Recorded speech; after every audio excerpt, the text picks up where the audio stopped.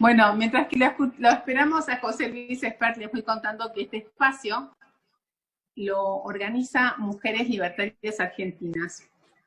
Comenzamos hace más de un año trabajando, promoviendo las ideas de la libertad en todos aquellos lugares donde los referentes del Partido Libertario no llegaban. Y ahí estábamos nosotras afiliando, armando eventos y promoviendo las ideas que Javier y todos los referentes liberales Acá me dice Jimena, ¿ya lo pasaste a Javier? Sí, decirle que sí. Vuelvo al diálogo.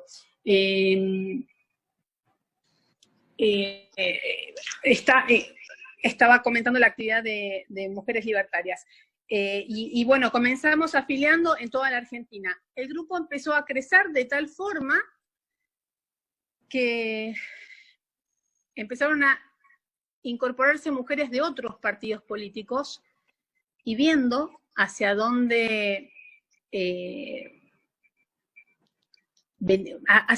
trasladaba el movimiento libertario y liberal en la Argentina, decidimos despegarnos del Partido Libertario y formar una fundación, una entidad autárquica que le da espacio a todos los organismos y a todas las organizaciones y partidos para promover sus plataformas y sus discursos políticos para compartir con todos nosotros. Javier, mañana te vas a Campana, ¿no? Sí, primero voy a estar en Campana y después me voy a ir a la manifestación de los Provida. Ajá. ¿En dónde es la manifestación? Es en el centro, no sé si es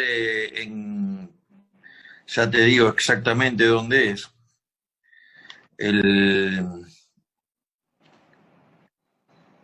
No me acuerdo bien si es en el Obelisco, si es Bueno, no importa, en otro momento me pasas, si te parece, la ubicación. Sí, es en el centro.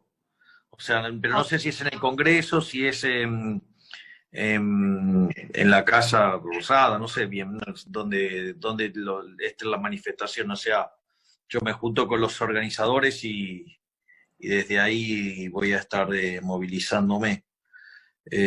Porque bueno, es una causa, digamos, con la cual, digamos, yo estoy fuertemente identificado, y a diferencia de lo que decían algunos hoy por las redes, que lo hice como un acto político, en realidad, yo, digamos, o sea, soy declarado pro vida hace más de 3 años.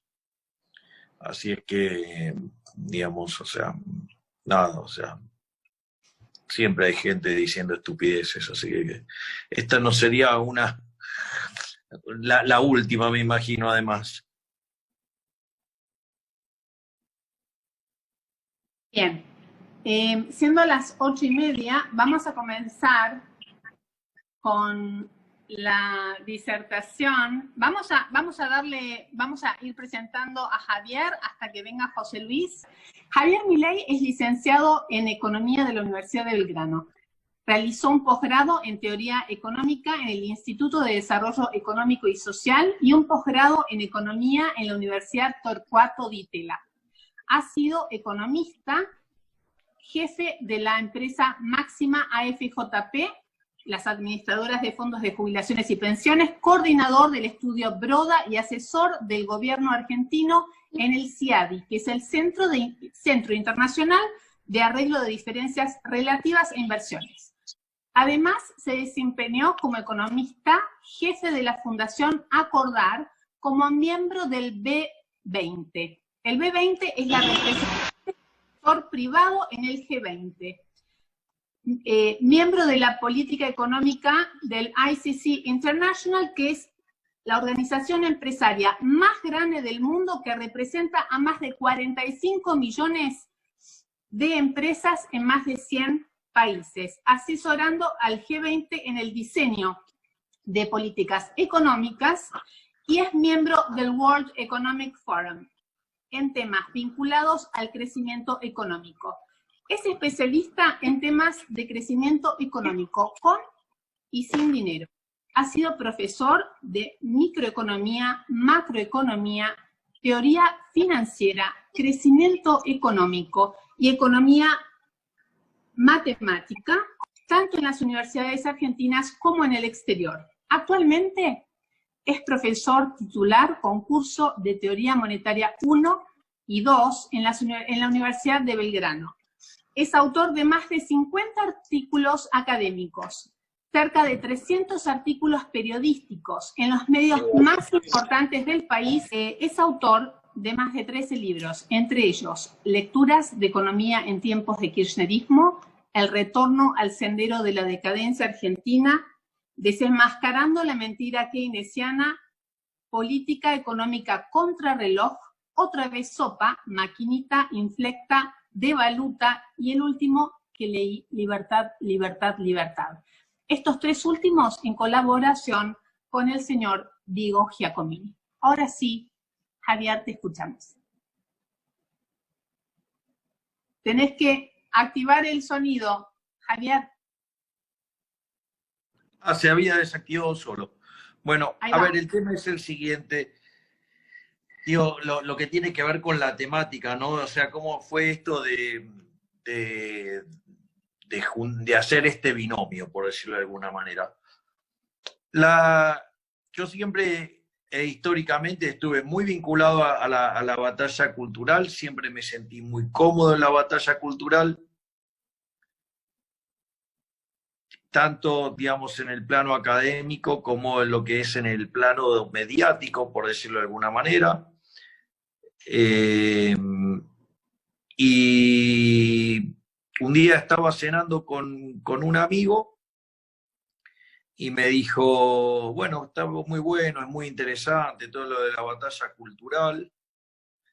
Y me dijo, y cuando llegan las elecciones, ¿dónde está la boleta que dice Milei?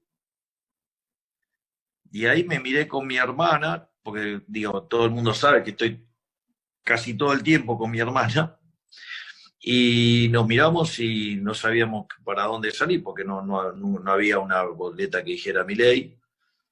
Y eso, si bien nosotros teníamos una ponderación de que era importante tener una pata política, de que sea la contracara o el balance con lo que es la batalla cultural,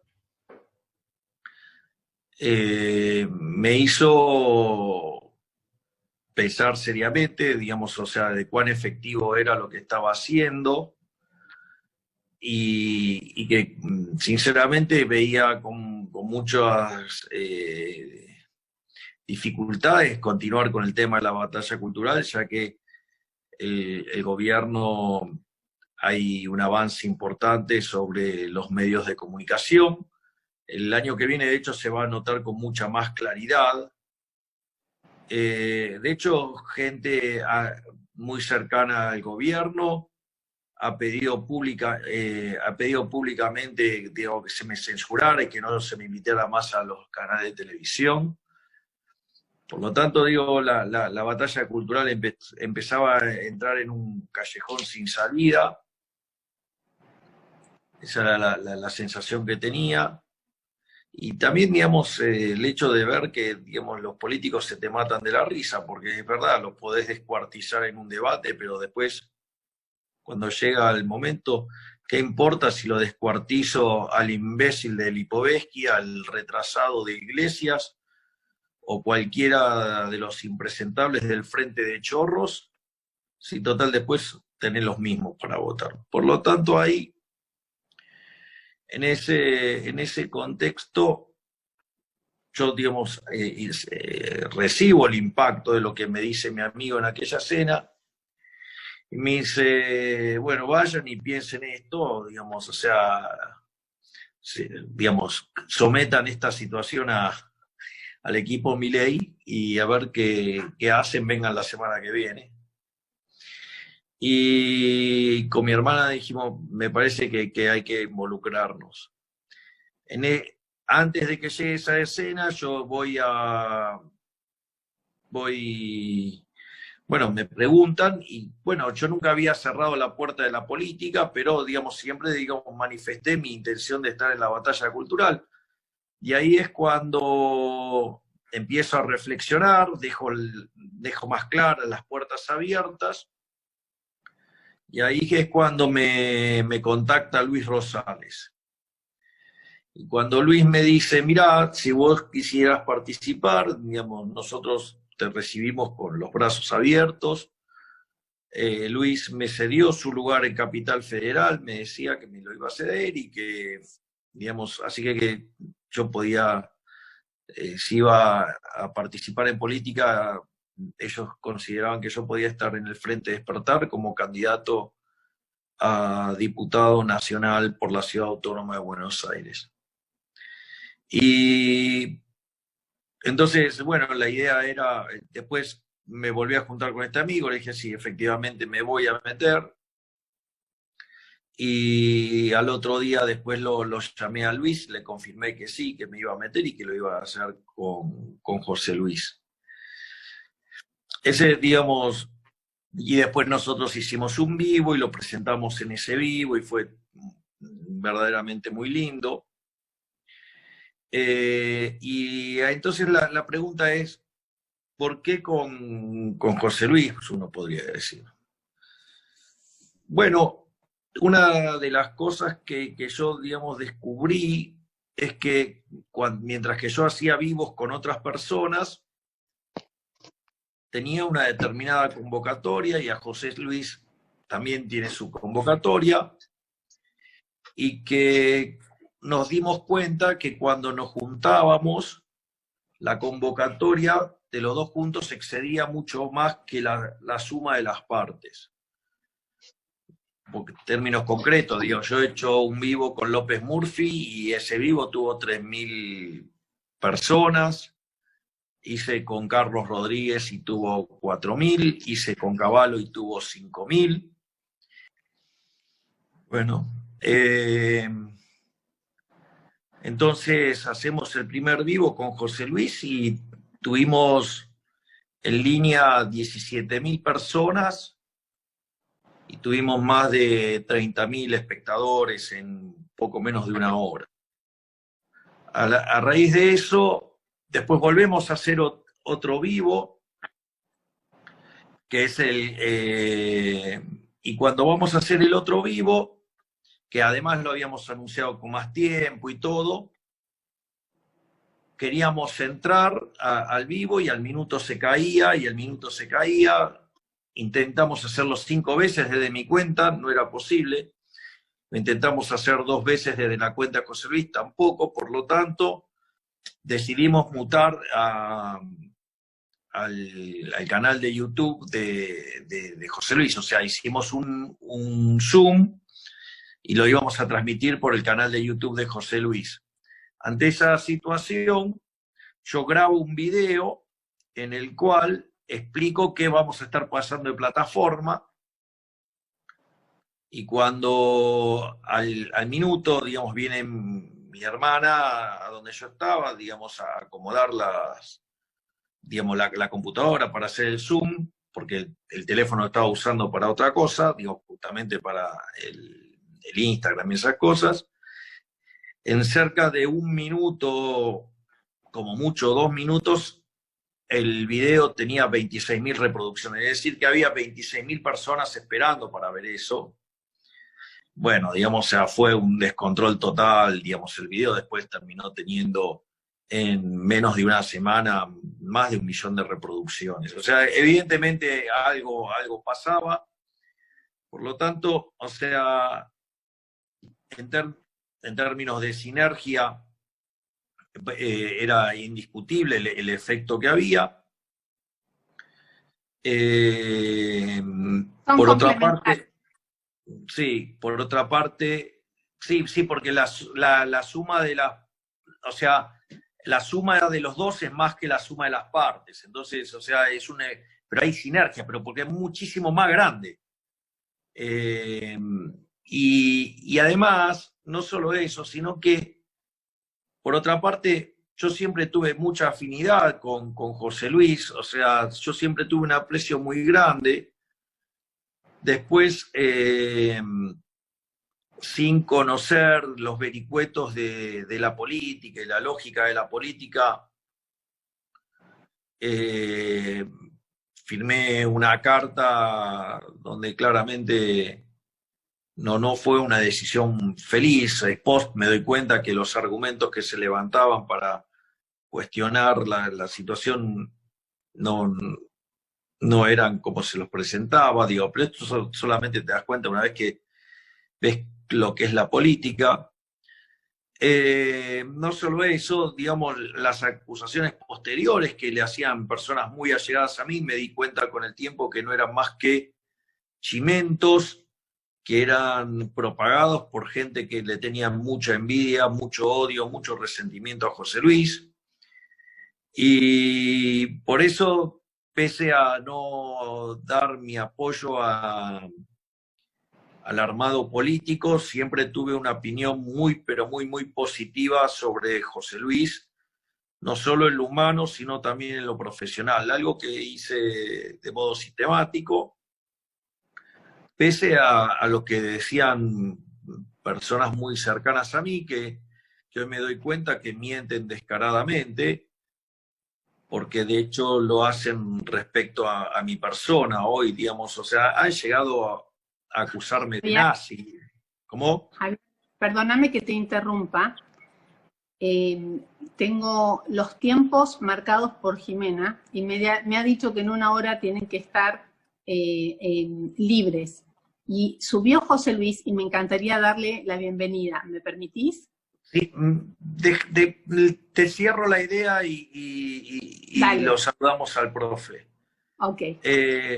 O sea, esas mismas personas que propagaban este tipo de mentiras y ataques hacia José Luis son personas que recientemente yo estuve filmando una película sobre mi libro Pandenomics y, por ejemplo, hay una escena donde yo estoy con un traje largo y dice Pandenomics, escena tanto, toma tanto. Recortaron la tabla y con esa foto pusieron una al lado de una de Goebbels y me acusaron de nazi.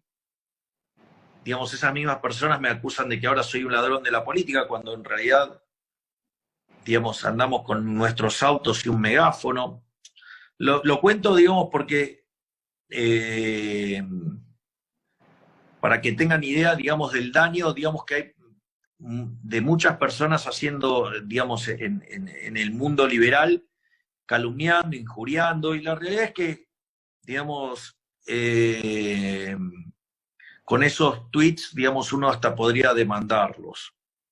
Por lo tanto, nada, esto que te cuento es esta sinergia, este afecto que yo siempre tuve por José Luis, la admiración que tuve por las agallas con que, digamos, José Luis defendió las ideas, porque así como yo llevo 10 años, casi, un poco menos, defendiéndolas públicamente, José Luis lleva 25. Entonces, José Luis ha sido un faro para muchos de nosotros en esa defensa, y por eso cuando decidí ingresar en política, lo hice con José Luis, porque, ya te digo, por la afinidad en lo humano, por la afinidad en lo profesional, por la sinergia, y para enrostrarle a todos que yo sí tomé conciencia de que de aquellos que lo injuriaban y que hoy me injurian a mí, mienten. Ok. Muchísimas gracias, Javier. Vamos a darle la bienvenida a el señor José Luis Espert. Muy buenas noches, José Luis. Encantada de recibirte en el Living de Mujeres Libertarias Argentinas. ¿Estás desmuteado? Ahora sí, hola. Muy buenas noches, María. Muchas gracias por la invitación. Hola, Augusto. Gracias a ustedes dos por hacerme... Un placer verte. Un placer verte. Te digo, uno los ve juntos a lo largo de estos años, y verlo a Javier es es ver a la luz, ver cómo la gente, es ver la magia, porque él va caminando por las calles y la gente se acerca a vos, se acerca a él. Es un faro, es un imán. Exactamente, pero es natural, que tiene un ángel natural. En cambio, verte a vos es ver la estrategia. Te juro que verte a vos es ver hacia dónde va el liberalismo en la Argentina de la mano de Javier Milei. Y si me permitís, voy a leer tu currículum vitae para los que no te conocen, aunque creo que la mayoría te conoce, pero toma 5 minutitos y vale la pena contarle a la gente quién es José Luis Espert. ¿Me permitís? Sí, por favor, como quieras, por supuesto. José Luis Espert es doctor y máster en Economía de la Universidad del SEMA, máster en Estadística de la Universidad Nacional de Tucumán y licenciado en Economía de la Universidad de Buenos Aires. Fue profesor de Economía en la Facultad de Ciencias Económicas de la UBA y Finanzas Públicas en la UCEMA. En la actualidad, da clases en el curso de Principios de Macroeconomía de la UCEMA. Es socio de la Asociación Argentina de Economía Política. Su defensa de la libertad fue premiada por la Fundación Atlas en 1853 y en el 2009, y por la Fundación Federalismo y Libertad en el año 2015. Desde hace 25 años escribe en medios como La Nación, Ámbito Financiero, El País, América Económica de Chile y otros. Nació el 21 de noviembre, un día después que yo, de 1961 en Pergamino, provincia de Buenos Aires. Luego de cursar sus estudios del grado, trabajó como economista, jefe en el estudio de Miguel Ángel Broda, en el de Ricardo Ariazu, en Econométrica Sociedad Anónima y en el Centro de Estudios Públicos. Desde el 2000 dirige su propia consultora, donde presta servicios de asesoramiento económico y del asset management en empresas y particulares. Es regularmente consultado por los principales medios argentinos y de la región. Desde el 2016 realiza contenidos en su canal de YouTube y participa activamente de programas periodísticos en la Argentina.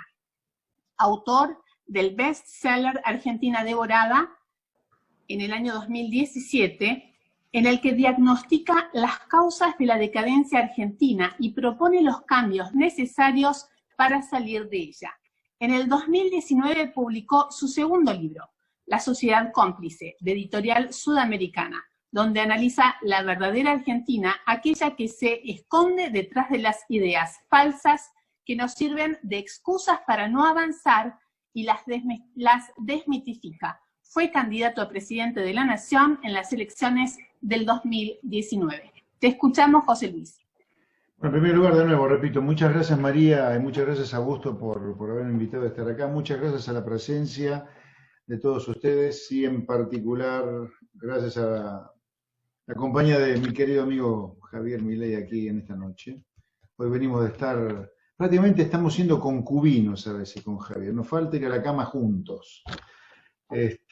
Bueno, dado que somos liberales, libertarios, podríamos hacer de todo, ¿no? Pero bueno, hoy estuvimos en Capilla del Señor, sí, en un almuerzo con empresarios para ver si logramos seducirlos para que apoyen las ideas de la libertad. Miren lo mal que estaremos en Argentina, que los liberales tenemos que andar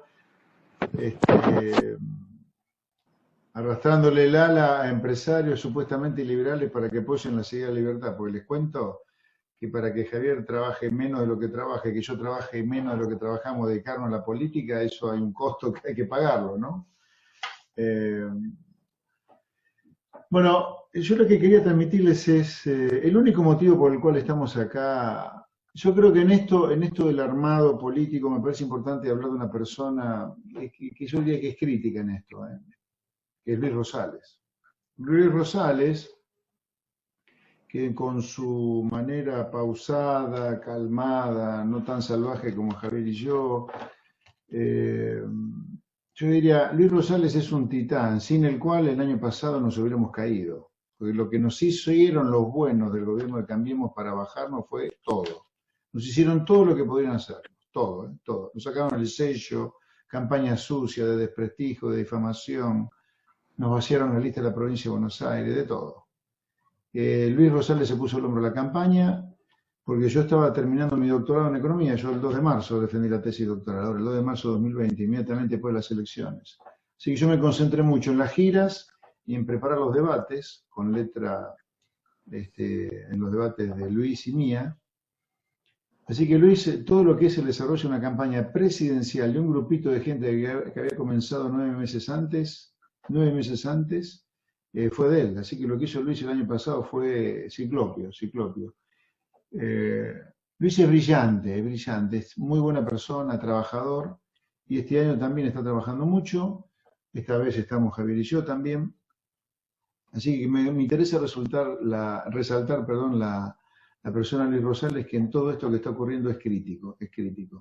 A veces, yo entiendo cuando a muchos artistas famosos agradecen a todos sus colaboradores, ¿no? Ellos son los que están en la escena, pero atrás hay gente que se ve menos, pero que es tan relevante como uno, y yo creo que Luis Rosales es de ellos. Seguramente Javier debe coincidir por lo poco que ha podido convivir con Luis, pero es un tema, es una persona crítica a nuestro armado. Yo diría, ¿por qué estamos acá, Javier Milei, Luis Rosales y yo? Por eso quería incorporarlo a Luis en esta charla. Mire, yo diría el único motivo que realmente nos anima es hacer lo necesario para poner fin a la decadencia argentina y que Argentina empiece a tener un proceso de crecimiento sostenido. O sea, lo que queremos es terminar con esta pesadilla en la cual se ha transformado la Argentina para la gente normal, para la gente bien, para la gente de mérito, mal que le pese al presidente Fernández. Porque bueno, les tengo que confesar, a mí el liberalismo me entró relativamente de chico, pero por el lado del mérito.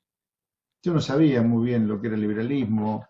De hecho, mi padre es una persona que falleció hace un par de años, un hombre que yo adoré, pero tenía 6º grado, un inmigrante español.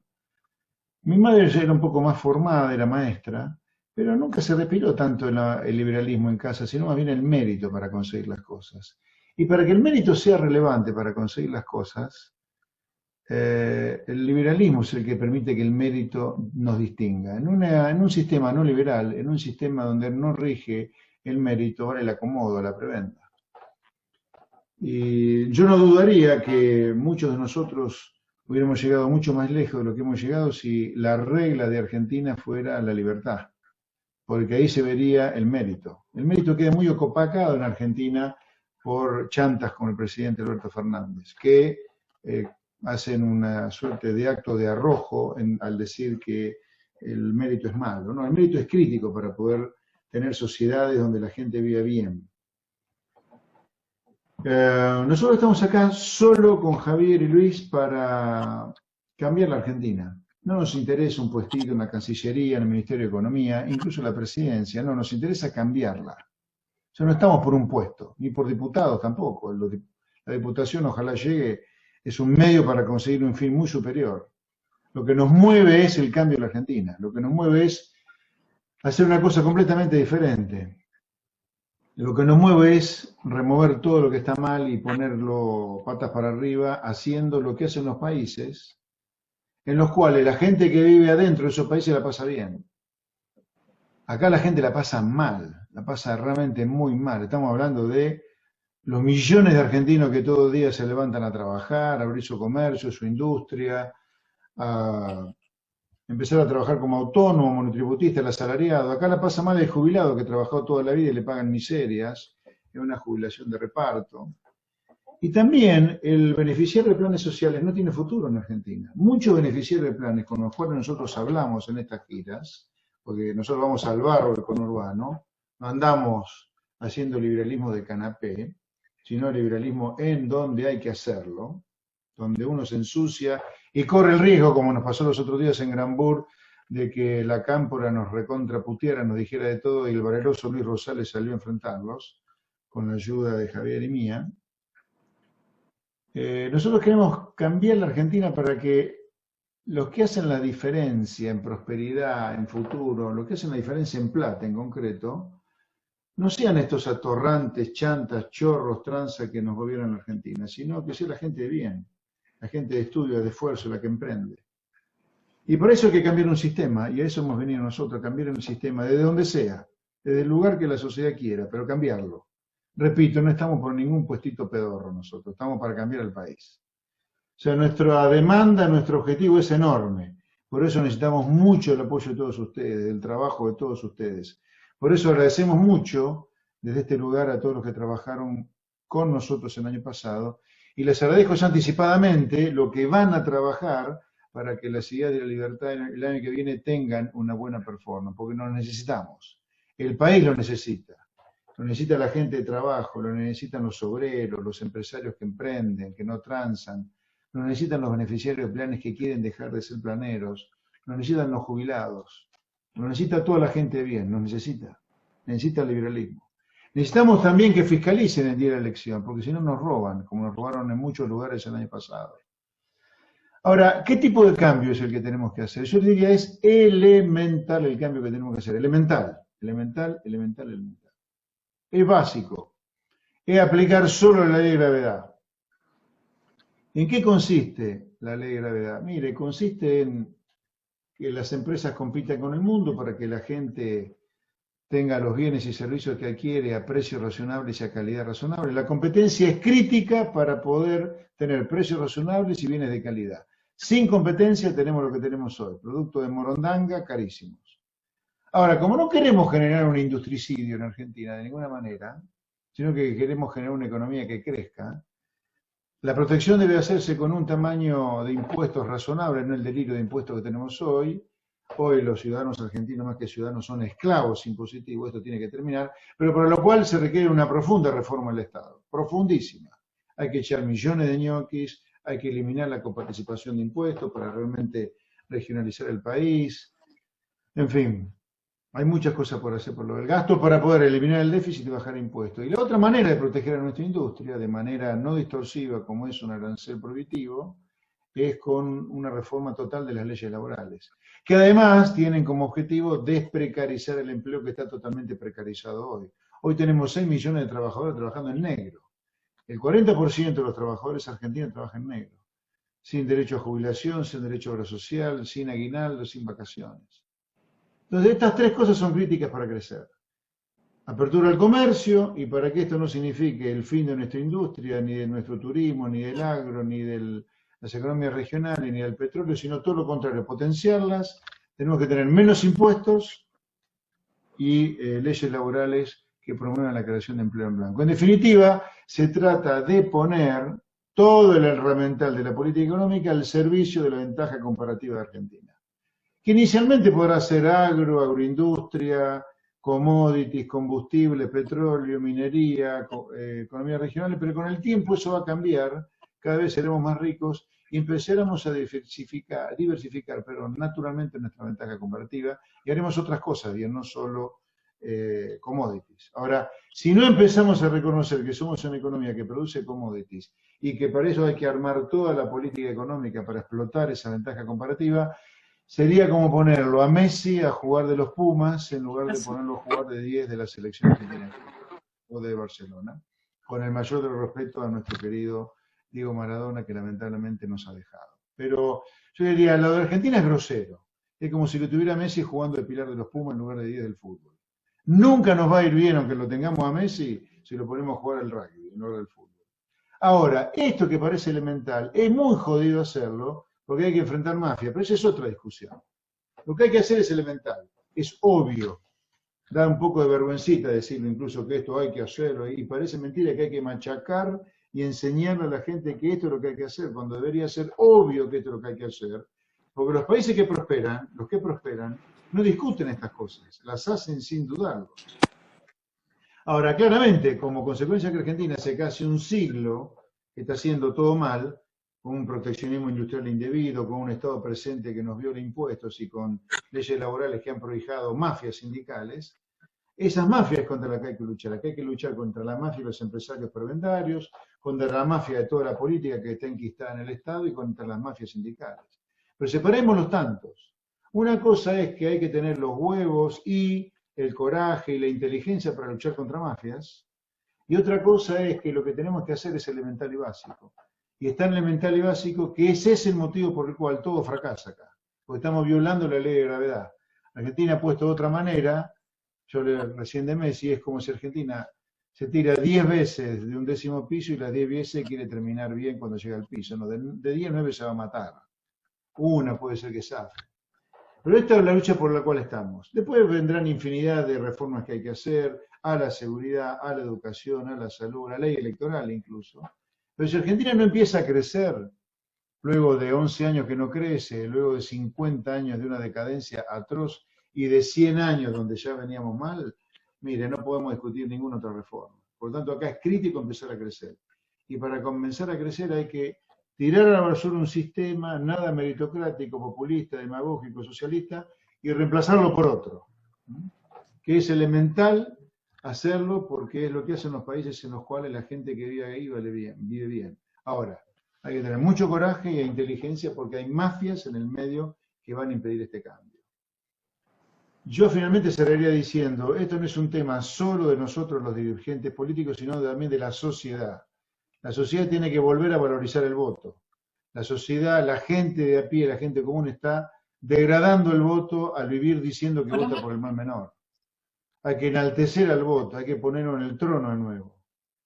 Creyendo en otra cosa para ver otra cosa. Si seguimos votando lo mismo, los problemas van a ser los mismos. Ahora, para eso hay que creer en otros, que somos nosotros, los liberales, para ver otra cosa. No vamos a ver nunca otra cosa si seguimos votando los mismos. Tienen que creer en nosotros. Y yo creo que esta elección legislativa, donde no se define el futuro del país, el futuro del país ya se definió el año pasado, volvieron los orcos por culpa de Cambiemos. La elección legislativa es para que la gente vote realmente quien quiere votar. Y yo creo que sería muy bueno para el país que a nosotros el año que viene nos vaya muy bien, porque si nos vamos bien, vamos a condicionar lo que pueda proponer, los que puedan ganar en 2023, y si Dios quiere, si nos saldría todo bien, vamos a ganar nosotros. Pero como mínimo, nos tiene que ir muy bien el año que viene para condicionar al eventual presidente de 2023, o, si Dios quiere, sería mucho mejor para el país que ganáramos nosotros. Esto es todo, mis queridos amigos, ahora disponible para todas las preguntas que ustedes quieran. Gracias. José Luis, muchísimas gracias. Sabemos que no todos los liberales están a favor de la dolarización. Te quería hacer una pregunta. ¿Qué estrategia económica se puede llegar a implementar para darle valor nuevamente al peso argentino? Es complicado darle valor al peso argentino, ¿no? Ya de 3 funciones que tiene el dinero, moneda de cambio, reserva de valor y unidad de cuenta, le está quedando solo la de moneda de cambio para transacciones, ¿no? Ya nadie ahorra en dólares y nadie piensa en pesos ya nadie ahorra en pesos, perdón, y nadie piensa en pesos a la hora de fijar precios. O sea, la demanda de dinero se ha achicado muchísimo, por eso cada vez tiene un poco de déficit, la inflación salta, como va a saltar el año que viene. Así que estamos cerca de tener que blanquear que no tenemos dinero y por lo tanto eliminarlo y adoptar alguna moneda extranjera. Ahora, para poder hacer eso, yo lo viví muy de cerca, el intento de dolarización de Argentina del 98, porque ya era profesor del SEMA, y Roque Fernández pretendió dolarizar la economía, y la Reserva Federal Americana, que tenía que poner muchos dólares, fue muy reticente a darnos los dólares necesarios para dolarizar. Porque hay que hacer muchos cambios institucionales para poder dolarizar, además de cambios económicos muy grandes, como por ejemplo no tener déficit, digamos, ¿no? Pues si tenemos déficit fiscal gigantesco como hoy, 8 o 10 puntos del producto, eliminamos el Banco Central, vamos a tener que emitir deuda a los pagos, vamos a tener defaulteando la deuda. A la larga no hay magia, si no se hacen los cambios estructurales necesarios, difícilmente uno pueda eliminar el Banco Central o dolarizar la economía, pero yo no tengo ningún inconveniente con eliminar la moneda, ninguno. Lo que digo es que esto requiere de mucho preciosismo técnico para poder hacerlo bien. Javier, muchas gracias, José Luis. Javier, te hago una pregunta. ¿Crees que la batalla cultural también se está dando en el terreno educativo? La batalla cultural en el terreno educativo la están dando ellos, donde hay claramente un problema de adoctrinamiento grosero.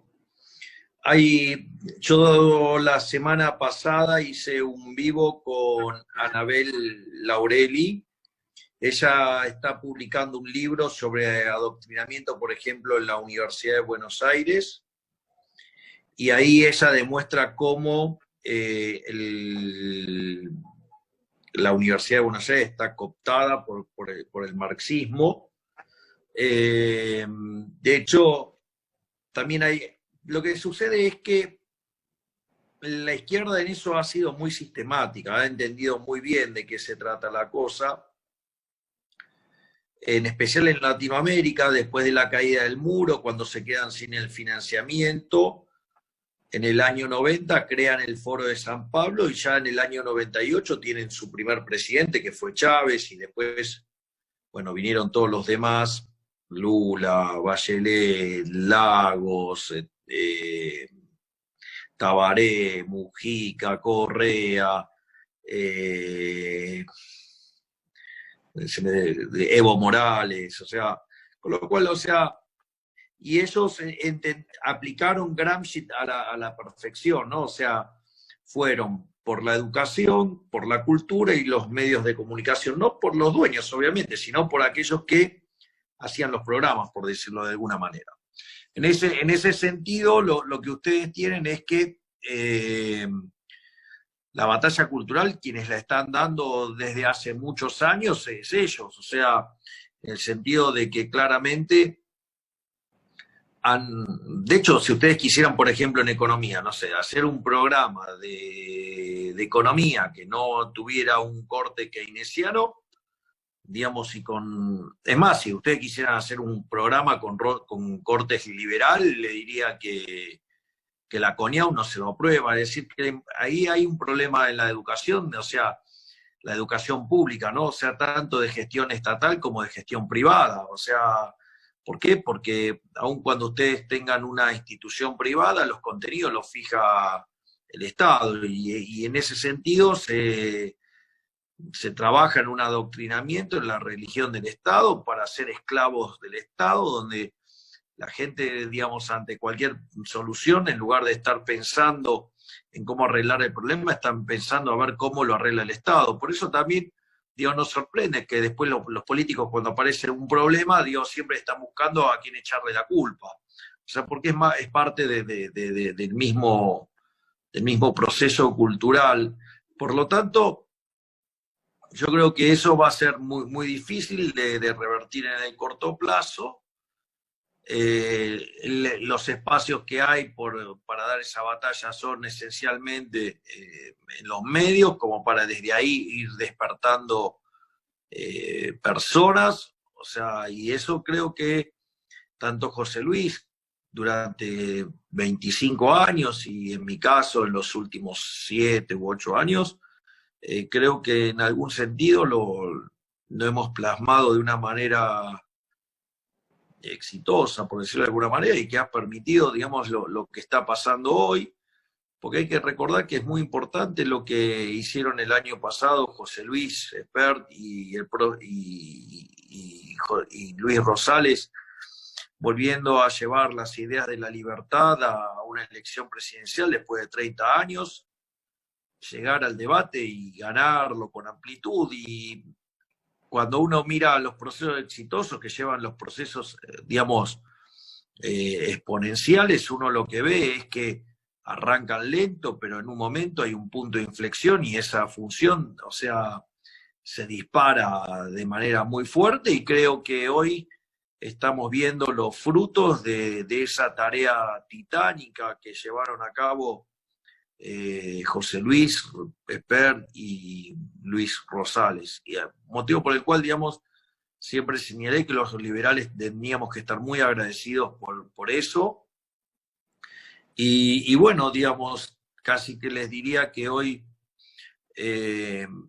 disfruto plenamente ser un beneficiario de ello, ¿no? Porque, o sea, digo, hoy me veo involucrado en un frente que está creciendo muy fuertemente, pero que todo eso no hubiera sido posible si no hubieran hecho el trabajo enorme que hicieron el año pasado estos dos gigantes, que no solo son dos grandes profesionales, sino que son además dos seres humanos maravillosos. O sea, bueno, yo siempre tuve mucho cariño por José Luis.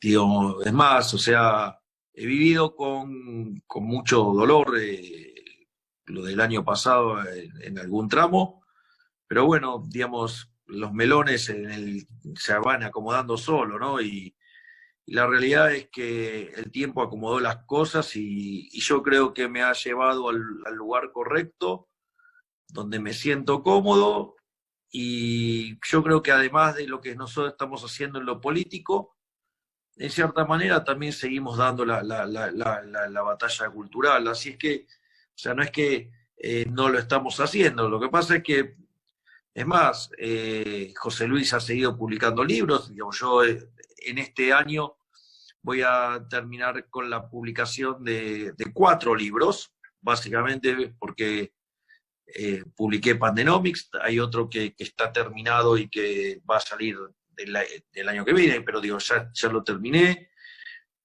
Digamos, se me publicó en Italia uno nuevo que se llama Viva la Libertad Carajo, que es un compendio de artículos, y digamos, y después fui invitado a participar en un libro que se hizo del compendio también de autores de habla hispana. Así que, digamos, si bien hoy estoy involucrado en esto, digo, no he dejado tampoco de dar la batalla cultural. Y yo creo que cada uno de nosotros cuando hablamos también la damos. Ahora, y también damos clases, o sea, obviamente que es un esfuerzo enorme, obviamente que mucho de esto, la posta será pasada a otros colegas que bueno, tendrán que estar dando la defensa, digamos, con mayor fuerza, o sea, en ese plano, y nosotros ahora estamos aplicando un mayor esfuerzo al terreno de la acción, porque de vuelta eras como yo les contaba cuando terminé tomando la decisión de involucrarme en política, o sea, no, ok, digamos, venía bárbaro la batalla cultural, todo lo que quieran, pero digo, ¿dónde estaba la boleta de Milei? O sea, esto nunca se lo pregunté a José Luis, pero creo que seguramente le habrá pasado eso también en algún momento. O sea, es más, José Luis ya tuvo 25 años dando esa pelea. Así que por lo tanto, la batalla cultural tiene que ir en paralelo, ¿no? Obviamente que si uno llegara a una posición de poder, hay algunas experiencias que serían muy interesantes aprender, ¿no? Digo, me parece que el más emblemático, honesto y contundente ha sido Bolsonaro. Bolsonaro llegó al poder y lo primero que hizo fue quitarle el financiamiento a la izquierda. O sea, todo lo que tenía que ver con la batalla cultural, que vayan y se ganen el dinero honestamente, como los que pelean del otro lado en la batalla cultural. Y de hecho Trump, lástima que lo hizo ya sobre el final de su mandato, también tomó una acción parecida, digamos, de todo lo que era financiamiento a universidades que tenían perfil comunista. O sea que me parece que hay que ser implacable con la izquierda, porque la izquierda, o sea, la izquierda jamás retrocede un paso, o sea, y cada concesión que vos le hagas a la izquierda lo va a utilizar para atacarte desde una posición mejor para ellos. Por lo tanto, me parece que eso uno también tiene que tener claro. O sea, uno no debería negociar con un asesino, y alguien que defiende las ideas de izquierdas es un asesino en alguna manera, porque promueven un régimen que fue un fracaso en lo económico, en lo social, en lo cultural, han hambreado gente y han asesinado gente. De hecho, asesinaron a 150 millones de seres humanos, 120 de manera directa y 30 millones, por ejemplo, en Rusia de hambre. Eso hay un trabajo de Escotado, digamos, un español que era socialista y haciendo un tratado en contra del libre comercio, dejó de ser marxista para ser liberal. Así es que me parece que la batalla cultural tiene que seguir, se tiene que retroalimentar con una pata política, porque si no es como estar siempre... a ver, había una propaganda que era fabulosa, estaban transmitiendo televisivamente un partido de televisión y nada, y el jugador define y los hinchas están gritando, pero eso no hace entrar la pelota, ¿eh? Entrar la pelota hay que estar adentro de la cancha y hay que meterla. O sea, desde la tribuna siempre es mucho más fácil. Es más fácil. Javier, la siguiente reflexión, sé que ustedes tienen poco tiempo y tenemos que ir cerrando, pero esta pregunta es común a la mayoría de la gente que está y a la que no pudo entrar, lamentablemente, pero bueno, por suerte se está grabando. Y es, debajo de ustedes hay muchas personas que estamos trabajando desde el Partido Libertario, desde otras organizaciones que los acompañan, que pedimos, que necesitamos que todas las organizaciones se unan en un frente único, en un partido único, porque queremos para la Argentina un futuro liberal. Necesitamos, no sé cómo ustedes lo ven, o qué posibilidades tienen pensado, José Luis, después de las PASO, pero la verdad que nosotros no queremos comunismo en la Argentina, lo tenemos claro que no queremos, y estamos poniendo todo para acompañarlos y para promover sus pasos. ¿Cómo tienen en algún momento previsto la unión entre las distintas ofertas liberales? ¿Querés que lo conteste yo, Javi? Sí, prefiero, por una cuestión además hasta de respeto. Yo creo, María, a ver, están unidos José Luis Espert, Luis Rosales y Javier Milei. ¿Cuánto liberalismo está fuera de este trío? Vamos a medir, a mí me gusta medir las cosas, ¿no? La famosa unión, pedido que había de unión de liberales ya está. Sin embargo, no nos quedamos solamente con eso. Nosotros, desde que comenzó este año,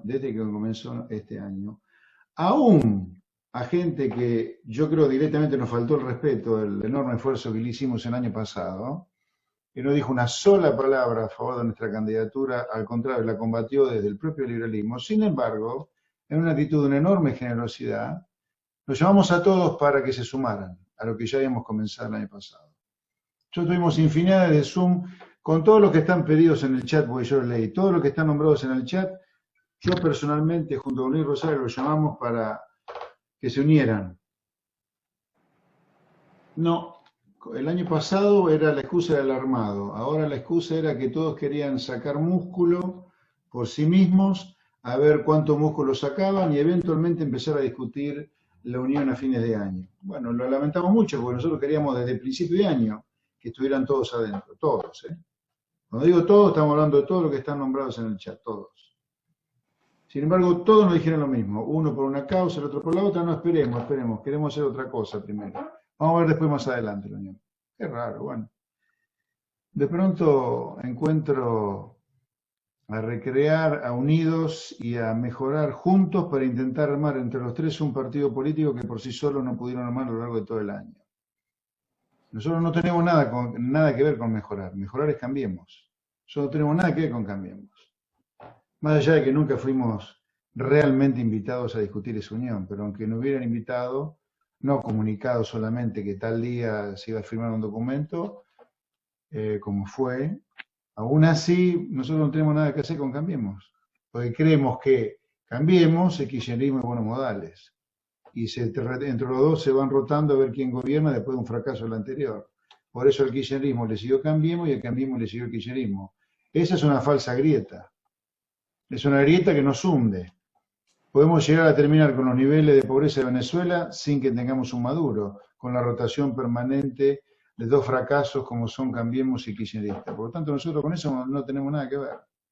Pero encantado de la vida que se sumen a aquella construcción que ya comenzó el año pasado y a la cual nosotros le pedimos un poco más de respeto, porque si el liberalismo hoy ha vuelto a tener rating, y le aseguro que el liberalismo ya es popular también, porque gracias a la tarea de Javier, la que hicimos el año pasado, Nosotros estamos recorriendo el conurbano y estamos llenando plazas en el conurbano, y en el conurbano nos recibe la gente, y desde el conurbano la Cámpora nos quiere echar. Quiero decirle que nuestra construcción es bien nacional y popular. El liberalismo es popular. Nuestra fuerza está ahí, nuestra batalla está ahí. Que se vengan y se sumen todos los liberales que quieran, pero nosotros gastar energía en las energías que se pretende que gastemos, no. Que se sumen, punto, basta, qué tanta historia.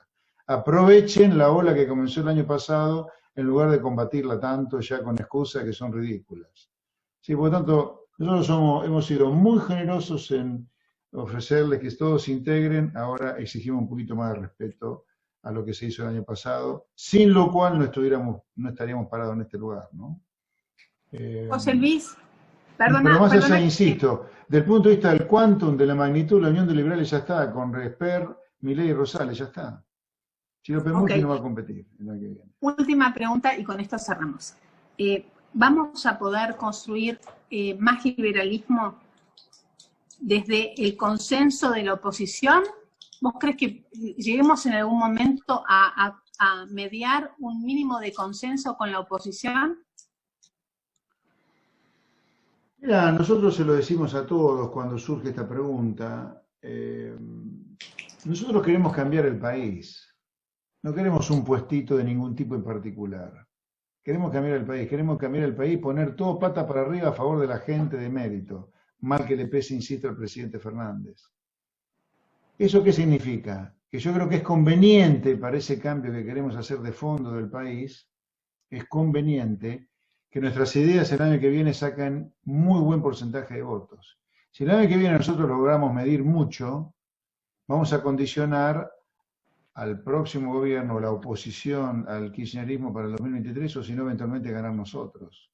Pero cuando vos me haces esa pregunta, ¿existe chance? Por supuesto que existe chance, pero nosotros queremos una agenda de reformas para poder acordar con el principal partido de oposición. Cambiemos, sí, por supuesto.